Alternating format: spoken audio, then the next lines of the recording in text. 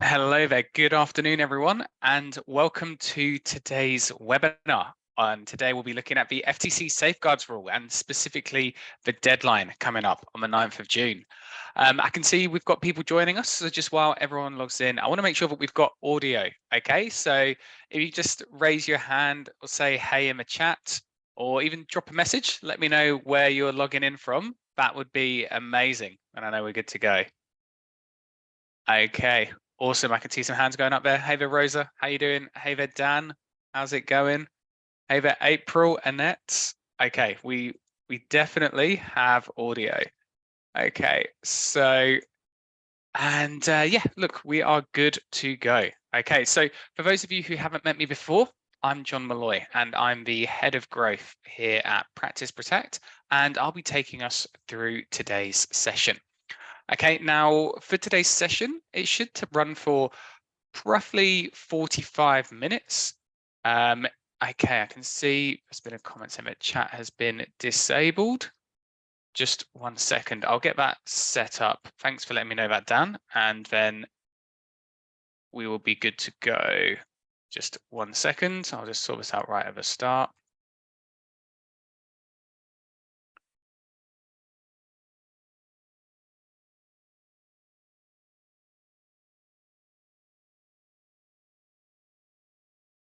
Okay, there we go.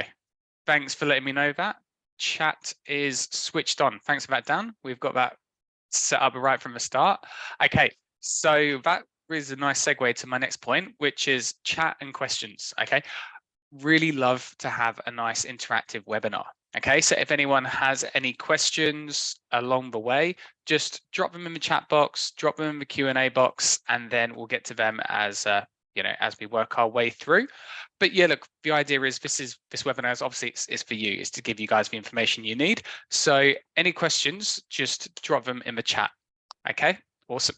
I can see that we've had a question coming in from Marion as well, asking if there will be any handouts. And yes, definitely. Well, after the session, okay, Marion. So we will be recording today's session, and then after the recording, after the session, we'll send out everyone a copy of the recording. We'll send everyone a copy of the slide deck, so you've got that on hand to review. And also, as we go through today's session, it is one of our more technical sessions. I will be referencing a lot of the FTC guidelines. Pretty much everything on my slides is taken from the horse's mouth. It's from the FTC website. So I'll also share with you afterwards the sources and the reference material, okay? So you can see from the FTC what they're saying. So you've got all of that information handy. Awesome, thanks for that question, Marion and Amanda. Yep, so we'll make all of that available afterwards. Okay, so look, we've got the chat going. I can see everyone's asking questions, so we are ready to go. Okay, so once again, today's webinar will be covering off the FTC Safeguards rule, okay, because there is that June the 9th deadline coming around the corner. So what we really want to talk about is how you can do that and how you can make that easy to comply with, okay? So I'll just take you through the agenda of today. Okay, so we'll be covering off these 4 main points. Okay, so firstly, we'll be talking about what is this rule? Okay, what is the FTC Safeguards rule? What do I have to comply with there? Okay, then we'll talk about the deadline. Okay, so when is the deadline and what actually is included in that deadline? And then after that, we'll talk about, does this affect you? And I think this is really important to look at, because from speaking to accountants and bookkeepers, I think there's a bit of a misconception about who is included under this and who isn't. So I want to definitely tackle that head on, so you guys all know if this affects you or not. And then section 4, which is probably where we're going to spend about 80% of a webinar today. Okay, what do I need to do? Okay, so I'll give you guys practical steps and just let you know exactly the steps that you need to take to ensure compliance. Okay, but before I jump into that, for those of you who haven't met me or met Practice Protect before, I want to let you know a little bit about us as a company, so you know why we're here talking to you about cybersecurity. Okay, so when it comes to cybersecurity, we are the largest cybersecurity tool for the accounting and bookkeeping industry, and we're supporting just over 23,000 accountants and bookkeepers. And the reason why we exist is because in this digital age, cybercrime is increasing. Okay, every year, I've been with Practice Protect for 6 years now, and every year has been a record year for cybercrime. Okay, records are being broken, there's more and more hacks happening, and the hacks are having more of an impact. Okay, the cost of a data breach is increasing exponentially as well. Okay, so cybercrime is increasing, and at the same time, data security is becoming a lot more complex. Okay, so it used to be, your data security would be you'd lock the office at the end of the day, switch on the alarm, make sure that the hardware and the servers are safe. But now it's not that simple. Okay, our data can be accessed from anywhere. It's online. It's in potentially hundreds of different sources. Okay, so it's a lot more complex and it requires more of a holistic, rounded approach. And that's why we do what we do and help accountants and bookkeepers. Okay, and lastly, how we do that is by providing a holistic cybersecurity platform. Okay, when I talk about security, I say that securing a business is much like securing a house. Okay, with your house, there's multiple ways people could get in and out. Okay, so there's multiple risk areas. You've got to lock the front door, back door, windows. Cybersecurity is exactly the same in your business. Okay, and I'll touch a bit more on us towards the end of the session and those 3 hubs and how we help firms. But just wanted to let you know who we are and why we are talking to you about this area. Okay, but really enough about us, and we will move on to the FTC Safeguards rule. Okay, so starting off, so the first question, what is this? Okay, what is the FTC Safeguards rule? Okay, so the FTC, and the reason I want to start with this is, and this is changing, but there have been times when I've brought up the FTC guidelines and I've been met with blank faces. But thankfully that is changing. People are becoming more and more aware of this legislation. And look, a deadline does help with that. It definitely does bump it up people's priorities list. But really, the FTC Safeguards rule is there to provide guidelines for businesses on how to maintain safeguards to protect the security of your customer information. Okay, so it's all about steps and measures for you to take to secure your client data. And it has actually been around for a really long time. Okay, so it was first released in 2003, but it was since updated in 2021. Okay, and 2021 is when it became a lot more robust. Okay, so the 2021 update provided a lot more concrete guidance for businesses. Okay, and it does reflect some of the core data security principles that companies are required to implement. Okay, and obviously the next question, why we're here, why we're talking about it, why it's so topical now, is because we have this deadline. Okay, and the deadline for complying with some of the requirements is the 9th of June. Okay, and it's really important to note that it's not every requirement, okay, that you have to be compliant with. The FTC have listed on their website what exactly needs to be done by the 9th of June, and that's what we're going to be focusing on today. Okay, but if after this, then we will share links to it. If you look at the FTC Safeguards rule, there are actually more requirements in there. Okay, so, but for now, obviously, we've got this deadline coming, so we're going to focus on the deadline. Okay, so next question we always get is, does this apply to me? Okay, and I really want to tackle this head on, and I think it's important that we talk about this at the start of today's session, because there is a misconception out there that I've seen in the industry, and I guess I suspect that it might also be, to a certain extent, a willful misconception. Okay, because I speak with some firms who think that this doesn't affect them. And the reason for that is because they're saying that they're not tax practitioners, they're not registered tax agents. Okay, because if you are a registered tax agent, if you're a tax practitioner, you've had to, as part of getting your as part of a PTIN application each year, there's a question there which you have to sign off saying that you have a written information security plan in place. Okay, so there has been a lot of information around that amongst CPAs, and most CPA firms who I speak to now do have a data security plan in place. Sadly, not every CPA firm I speak to has that, and that's obviously why we're here to help and how we help. But most of them are at least aware of the requirement and are taking steps. But something that I've noticed is that companies who aren't preparing taxes, who don't have to fill that in, have been flying under the radar, and just people aren't sure whether it's relevant to them. But I really want to focus on this because if you're looking at the definition from the FTC, then bookkeepers and CAS firms would be. Okay, so again, this is just straight taken from the FTC, and I'll share all of these later on. But the FTC say that the Safeguards rule applies to financial institutions.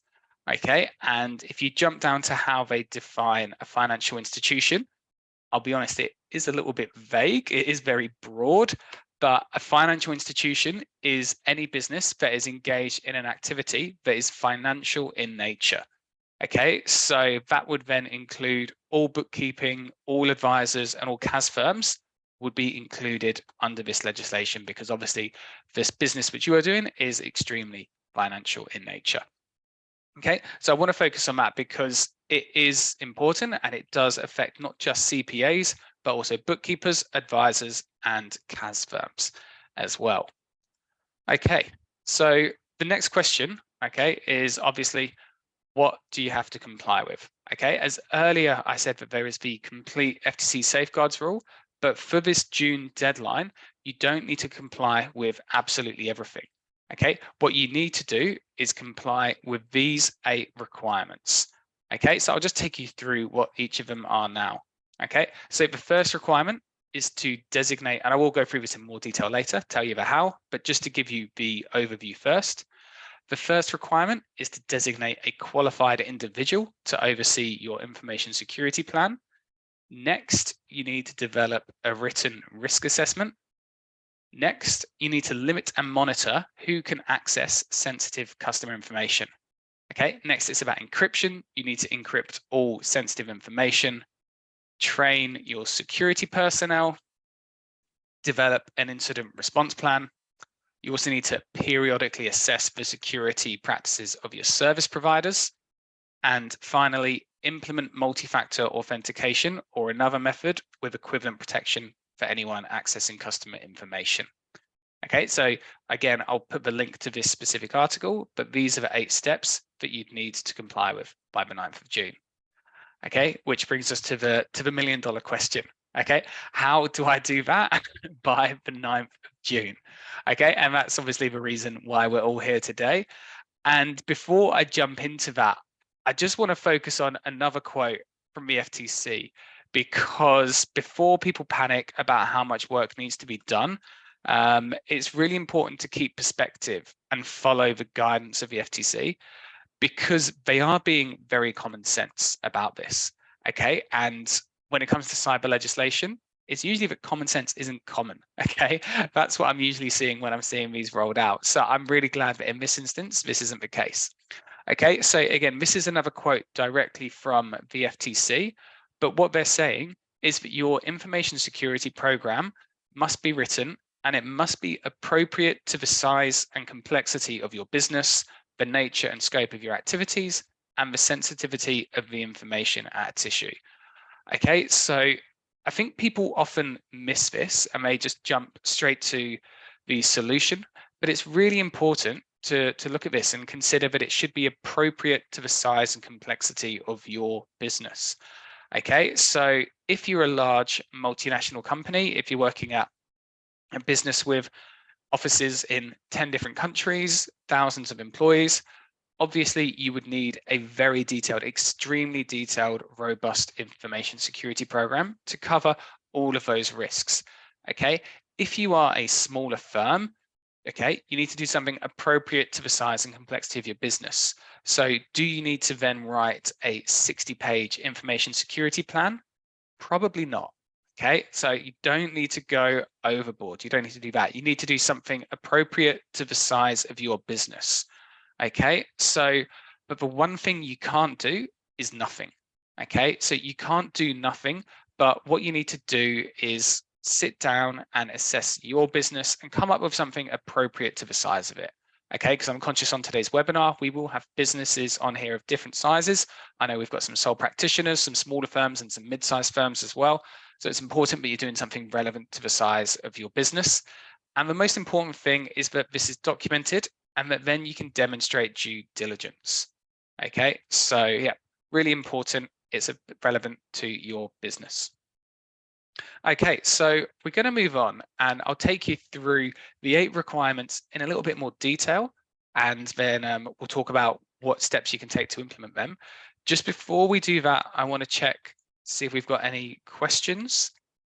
Yeah, a question from Stephanie and Charlotte asking if there is CPE available for this class. Unfortunately not.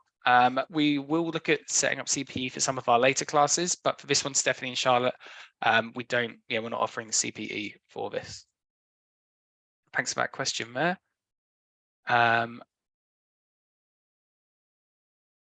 Okay, I had a question from Mandy and Josie about an exemption, which I will check and I will come back to you on.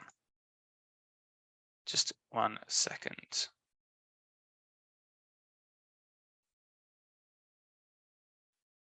And then I'll carry on.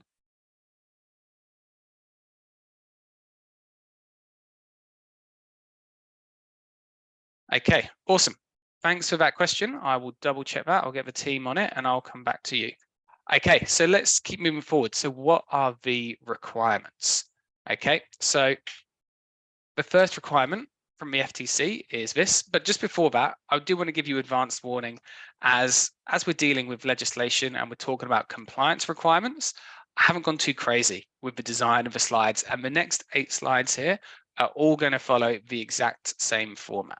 Okay, so what I'm going to do is I'll let you know what the requirement from the FTC is, what the FTC says you need to do, okay, and then we'll give you some guidance from us, so some steps which we recommend you can take to meet the requirement. And then lastly, we can talk to you about how Practice Protect can help and how we're helping our clients to meet these. Okay, so the first requirement is to designate a qualified individual to oversee your information security program. Okay, so the FTC guidelines say that this person must have a relevant skill and experience to fulfill the role. So it could be someone in the firm or it could be an outside service provider. Okay, and if a service provider is used, then someone at the firm still needs to be a key contact for that. Okay, so what should you do? This one is one of the more straightforward ones. Okay, so either appoint someone in your firm or appoint an outside provider to oversee your information security program. Okay, but if you are appointing someone in your firm, it's really important here that you look at this clause, okay? Someone who has the requisite skill and experience. Okay, so if that's yourself, if you're confident that you have the skills, or if you have someone internally who you're confident can, then of course you can appoint them. But if not, that's when I'd recommend appointing an outside provider. Okay, and the next step is then to document who this is clearly, keep that on record, and just review this regularly. And how could we help with this? How did Practice Protect help our clients? So for our clients, we can be listed as your qualified service provider for information security. So that's a quick, easy win there. The next requirement, and this one will take a bit more implementing, is to develop a written risk assessment. But again, I'll go back to the message from the FTC, something appropriate to the size and scale of your business. Okay, but the FTC says that you need to conduct a risk assessment to identify an inventory where your customer information is stored, okay, and any foreseeable risks and threats to that information. Okay, and that needs to be done in writing and updated periodically. Okay, so what should you do? Okay, so you need to develop a written information security plan. Okay, so a written risk assessment. And these are some of the points to consider.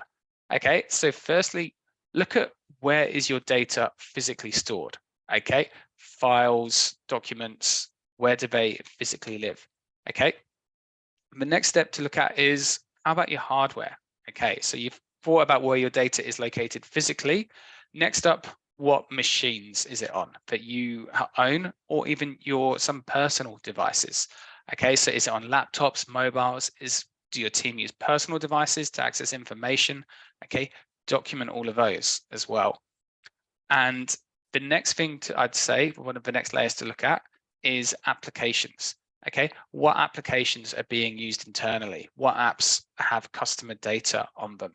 Okay, so QuickBooks, okay, and obviously different financial applications, but it is broader than that as well. So what are you using for your marketing system if you're using one, if you're using a MailChimp, okay, because that still has customer information. It might not be financials, but email addresses, personal details should still be considered under this, okay? And then next up, consider where is that data being stored online, okay? So do you have data stored in Microsoft, in Google, okay? Document that. And lastly, for all of these, who has access to that data, okay? Document who has access to what, and that will help broaden the risk assessment as well. Okay, and then the next steps, just flowing down from that. So you've made your list of where all of your data is stored. You need to look at what are the risks, what are the threats to these different locations, okay? And then what security is currently in place to do this, okay? So you need to go through, document all of those and review that annually. That's what we would recommend, okay? At least annually. You should also review that as and when you add on new applications, or if you have new areas where data is stored, but at the very least do an annual review as well. Okay, and how can Practice Protect, how do we help our clients with this? We help our clients by supplying a written information security plan, so that WISP, which contains a risk assessment to all of our clients. I don't know why I put a question mark there, because we do. But yeah, that's how we can help. Now, I also think that people often ask me where to start with cybersecurity, and I often say with a written risk assessment. Okay, so this might seem like an arduous task to start off, but then it does then give you the guidance. Okay, so once you do that, you'll know what you should then focus on. Okay, awesome. Just had a question from Amberly. So asking for applications, do we just document their security measures for risks/threats? So yeah, that's a good question. I will be talking a bit about how to assess security providers. How to assess your application providers and their security. That's one of the later requirements. I'll talk about that. But Amberly as well is also talking about and looking at your security around them. So for instance, say I mentioned QuickBooks earlier. So when you're talking about the security around the data in that, obviously that's being looked after by QuickBooks, okay, by Intuit, and they'll have their different security certifications. They've got their protection around the data that is held within them. But what security could you put in place around QuickBooks? And one of the key ones is how you access that. Okay, so what security do you have in place around passwords and how you're getting into those applications? Because what we're seeing is when businesses are working online, working in the cloud, really the number one risk isn't where the data is being stored, it's how you and the team are accessing that data. Okay, so that would be one of the really key areas to look at in the risk assessment. Okay, focus obviously on what is inside of your control, which is predominantly when we're talking about working online, access. Awesome, thanks for that question there, Amberly. Okay, question from Irene. Do we need to include the apps like Google Docs, etc., that the client invites us to? I'd say yes. According to, if I just go back to the FTC guidelines, it's where customer information is stored. Okay, so if there is customer information inside of Google Docs, then yes, I would include that. Again, this needs to be appropriate to the size of your business. So you don't need to write an essay on each one, but you document that, Irene. So you'd say clients in Google, invite me into that. What is the security around that? Well, the security is controlled by the client side, but I have secured my Google login by X, Y, and Z. Okay, awesome. A question from Ralph. So this is a really good one. So what happens if you don't have any cybersecurity in place? Who is policing this, and what are the penalties? So good question, I guess, but the first penalty I'd say wouldn't be from the FTC, it would be from hackers and scammers, okay? Because if you don't have any security in place, obviously you're at far more risk and you're far more likely to be hit by a scam, okay? And the cost of a breach is far more than the cost of prevention, okay? Prevention is always a lot cheaper and more effective than cure, okay? So putting aside legislation, it is good business to put in place cybersecurity. Okay, when it comes to policing this and what the penalties are, I haven't seen, this deadline hasn't passed yet, so we haven't seen any instances of when we haven't seen any instances of penalties as of yet, but I do know that this happens more retrospectively. Okay, so if you don't have the security in place and then you're hit by a breach, and then you can be double hit by fines and penalties afterwards. We're also seeing, and this is really a topic for another day, I could do a whole webinar on this topic, but cyber insurance. Okay, we're seeing lots of firms have cyber insurance, but if you don't have any cybersecurity in place, that cyber insurance isn't worth the paper it's written on. Okay, because there are clauses in there to say that you should be doing X, Y, and Z. So if you don't do that, then you're not compliant with your insurance. The same way as, you know, your house wouldn't be covered if you went on holiday and left every window open and every door open. Okay, it's the exact same principle. So yeah, really, great question, Ralph. We haven't seen the penalties coming in yet because this hasn't been announced yet, and we aren't yet past that deadline. But definitely, with cyber insurance, with those other areas, that's where we've seen it. Awesome, awesome. Thanks for that. Cool. We'll keep marching on. So the next requirement is about access, okay, which I was just touching on as being such a risk. Okay, so what you need to do is limit and monitor who can access sensitive customer information. Okay, and the FTC says that what you need to do is determine who has access to customer information and reconsider on a regular basis whether they still have a legitimate business need for it. Okay, and this is so important, okay, because I speak to a lot of businesses and they say like, oh, they have access to that just in case. Okay, just in case shouldn't mean that someone can access information. Okay, you should operate on the exact opposite of that. Okay, only give access on an as needed basis. Okay, and I've seen so many incidents happen because of this, because people have access to too much information and they have the wrong level of access to certain systems. So for instance, I saw there was an incident where a user at a firm, their Office 365 was hacked, and this user had an admin account, which they didn't need. They didn't need an admin account at all. They didn't take any admin measures. But because it was an admin account, the hacker then had access to everyone's Office 365, and the level of damage they could do was tenfold what they could have done if it was just a simple user account. So it's so important to consider the level of access that team members have. Okay, so what should you do? So first thing, go back to your risk assessment. Okay, so review that. Where are the different areas where customer information is stored? And then what measures do you have in place to control access, okay, across the team? Okay, so do you have an easy way to grant and revoke team member access? And also, I was talking about this earlier, when we're working online, the biggest risk is access and passwords. Okay, so do you have security in place to control team member passwords, okay, to control access to client passwords? Because I do know that this is an extremely pertinent issue in this industry, because when we're talking about the access you have, we're not just talking about your internal applications. Working with accountants, bookkeepers, CAS firms, you have access to hundreds of applications because of all of your clients' logins. Okay, so we've recently onboarded, a 5-user firm, a relatively small firm. They had over 1,000 applications, okay, because they're a firm that does incredibly well and they have a lot of clients there and they have different applications for all their clients.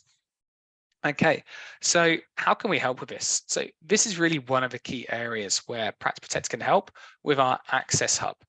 Okay, so what we do with our clients is we perform an assessment to determine what your sensitive applications are, and then put in place a system, which is our Access Hub, to easily control team member access. Okay, so within our system, you can set up location restrictions, so you can lock team members down to certain areas. We also set up a one-click logout, so if there is ever an incident with a team member, with one click, you can lock them out of all of yours and your client's applications.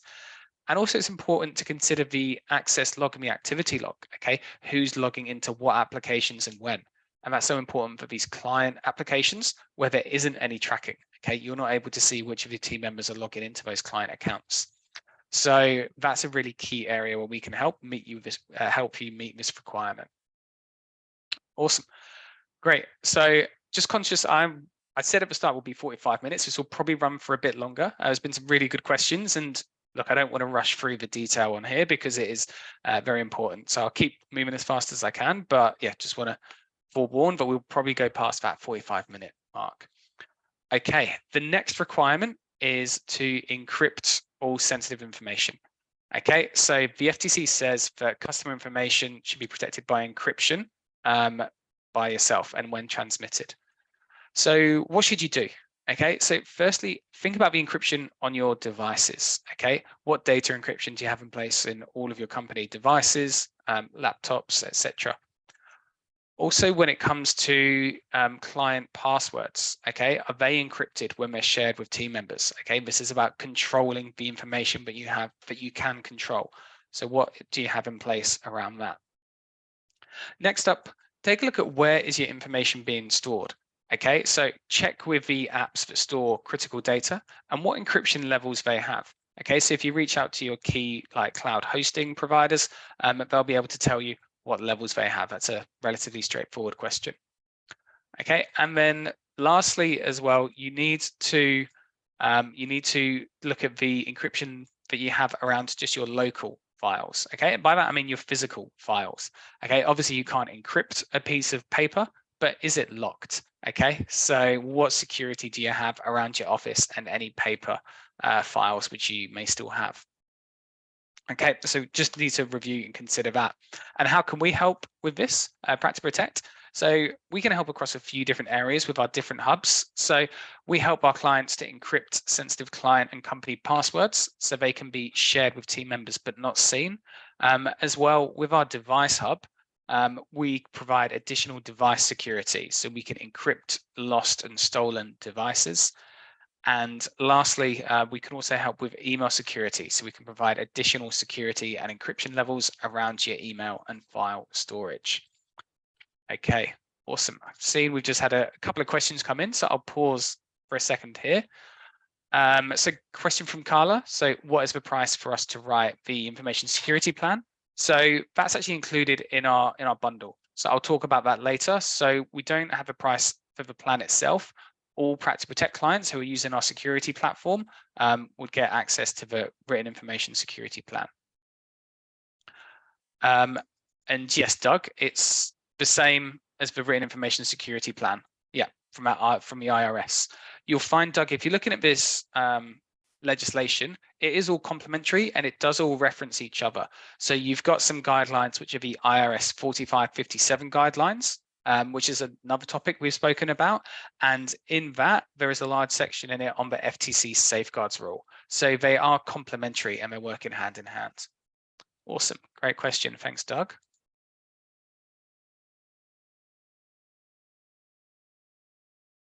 Okay, awesome.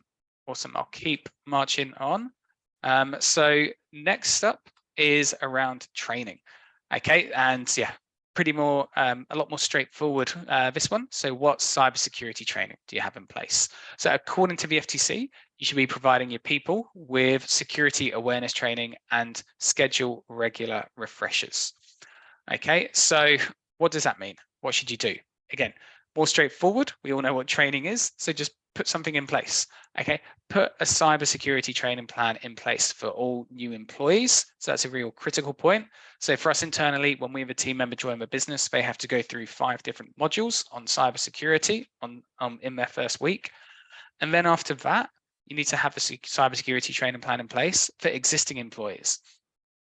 Okay, and we would recommend doing this at minimum on an annual cadence. Okay, and then as part of that, we also recommend have team members signing off on an IT and internet usage policy, confirming that they have access to cyber security training.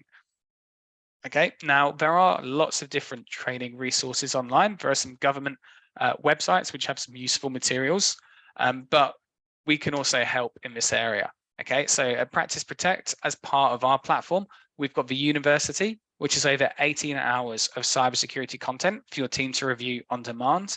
And we also supply that IT and internet usage policy, which has the section on training, which you can get your team members to sign off to confirm that they agree with. Okay, so the next requirement is to develop an incident response plan.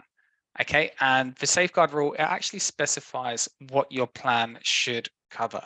Okay, and I'll just take you through this. So in your incident response plan, it needs to cover off what the goals are of your plan, the internal processes of your company, what will activate in response to the event. You need to define the roles and responsibilities, who's going to do what, communication, information sharing inside and outside of your company. Also, and this is really the most important point, a process to fix any identified weaknesses in your systems and controls, procedures for documenting and reporting security events and your customers and your company's response, and then also a post-mortem of what happened and a revision of your information security plan. Okay, so those are the different steps that you need to take. Now, again, this can look extremely involved, but again, going back to that, it should be appropriate to the size and scale of your business. Okay, so part of that would be defining the key partners. So who is your, you started at the start with requirement 1, identifying your designated information security professional. Who is that? Is that Practice Protect? Is that someone internally? Is that another provider? And then work with them, and then you can get this plan knocked over. Okay, and how could we help with this? So in our university, it contains an incident response plan template for firms to use alongside your written information security plan that we provide. Awesome, awesome, we're making great headway. So the 7th requirement is the IRS says that you should periodically assess the security practices of service providers. Okay, and I think that this one in particular can be quite overwhelming for firms because, let's face it, like, because firms aren't security professionals. Okay, so what are the questions that you ask to assess the security practices of your providers? And what I'd recommend is that you don't need to ask detailed questions about what well, obviously we spoke about encryption earlier, but other questions around what they're doing. What I'd recommend you do is reach out to your key providers and ask them what security certification they have. Okay, because when it comes to cybersecurity, there are international standards. So if your providers are compliant with one of these, then you know that they are following best practice. Okay, so the 2 main ones which businesses comply with are SOC 2 and ISO 27001. Okay, so if you reach out to your key providers and they are compliant or aligned with those, then you know that they are following best practice. Okay, and if people are wondering what we're compliant with, Practice Protect is SOC 2 compliant. Okay, great. And the last one is something which I know lots of firms have in place already, but it's about ensuring it's across everything, is multi-factor. Okay, so you need to ensure that you implement multi-factor authentication across anything where you access customer information. Okay, and the FTC says that there needs to be at least 2 of 3 MFA factors. So you need a knowledge factor, so a password, possession factor, so maybe like a token on your phone, or you could have like a biometric characteristic, so scan your face or your thumbprint. Okay, so what should you do? Straightforward, just really make sure that you implement multi-factor across all applications that contain sensitive data. Okay, so on some applications, multi-factor isn't optional, which is great because in all honesty, it shouldn't be. These should be enforced because it is really the first step when it comes to securing your online identities. Okay, so make sure you go and review what all of your applications, make sure you go back to your risk assessment. What are your applications and is MFA set up across all of them? Okay, and if it's not, then go in and manually set that up. Okay, and how can we help with this? So this is actually an area where we can help streamline and simplify this. Okay, so Practice Protect our Access Hub, which provides a single sign-on and single click into all of your applications. It provides an easy way to enforce multi-factor across multiple applications. Okay, so we're just trying to help streamline that, because I know I'm sitting here saying that you need to do multi-factor for everything. I do understand that that can be arduous. Okay, if you're getting your phone out every 5 minutes to log into every application under the sun. So with our Access Hub, we do try to streamline that for the firms that we support. Awesome. Okay, great. So I'm going to move on and I'm going to cover off a little bit about how we can help and a bit more just about the different areas that we can help businesses. But just before we have done this, I want to see if there's any questions so far. Okay, so a question from Irene. Once we've done a WISP, where do we need to send it to prove it's done? So Irene, as far as I'm aware, you don't need to send it to anyone. Okay, so the WISP is your internal document. Okay, so you need to have that stored somewhere securely internally, somewhere secure internally. You need to review it on a regular basis, but there's no one checking them or grading them.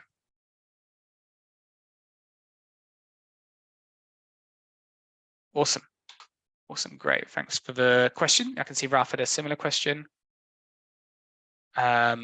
Question from Crystal asking, would this apply to contract workers as well as employees? Sorry, I missed when that bit was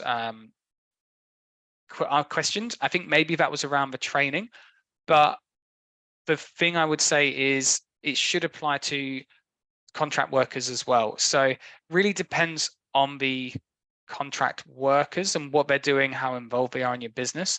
But what I'd recommend is that if you've got someone who is going to be accessing any customer information, if they're accessing sensitive information, then you would want them to sign off on your IT and internet usage policy. Okay, you'd really want to set the correct guidelines with them, even if they're only working with your business temporarily. Okay, that's something that we do when we have contractors working with us. Okay, awesome. I'm just going to see if I've got any other questions.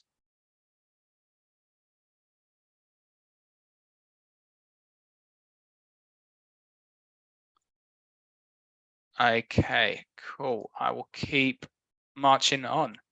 Okay, so how can Practice Protect help with this?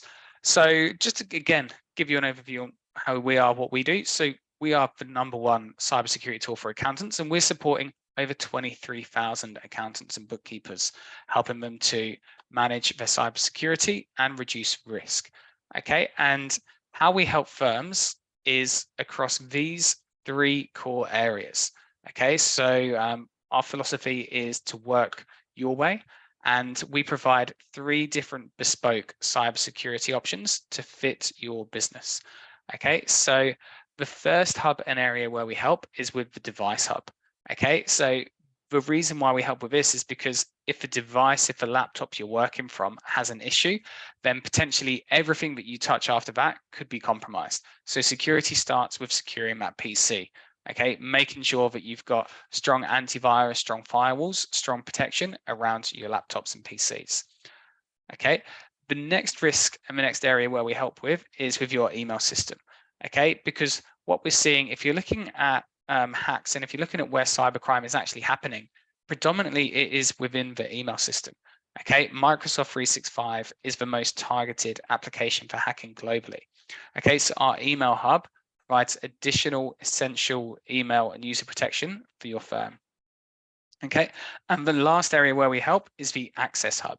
Okay, and I did see we had a question from Josie asking for a recommendation for password security, and that is exactly what we do here with the Access Hub. Okay, so the Access Hub gives you one login to access your data securely. Okay, and the idea with this and how we set this up is it's not just for you, it's for your entire team. So you have all of your team working within the same system. Okay, and this is particularly crucial. It was one of the requirements that you control and limit who can access consumer information. That is exactly what the Access Hub does here. Okay, so you can grant and revoke access with a click of a button for your team to your customers' information. Okay, so just to help firms even further, what we're offering is an accounting security consultation. So I'm going to launch a poll here. And if you'd like to hold a security consultation, you can respond here. Now, in this consultation, what we'll do is we'll assess your firm's cybersecurity, okay? And then we'll discuss application access and ways in which you can mitigate your risk. And we'll outline some low-cost steps for you to secure your firm. Okay, so the idea with this is it is entirely tailored to your business, and we'll be covering off exactly how we're helping 23,000 other accountants and bookkeepers to secure their data. Awesome. I can see some great responses coming in here. So what I'm doing is I'm just dropping a link into the chat as well. So if you would like to have a security consultation, I've put a link into the chat, so you can just jump on that and you can go in and you can book in a time for your call right now. So if you go to practiceprotect.com/call, you can lock that in. Awesome, awesome, amazing. Okay, well, look, well, that brings us up to the end of the session. So I know at the start I said 45 minutes and we've gone over, but we're under the hour mark. So that was the ultimate cutoff. So before we wrap this up, I just want to check to see if we have any more questions.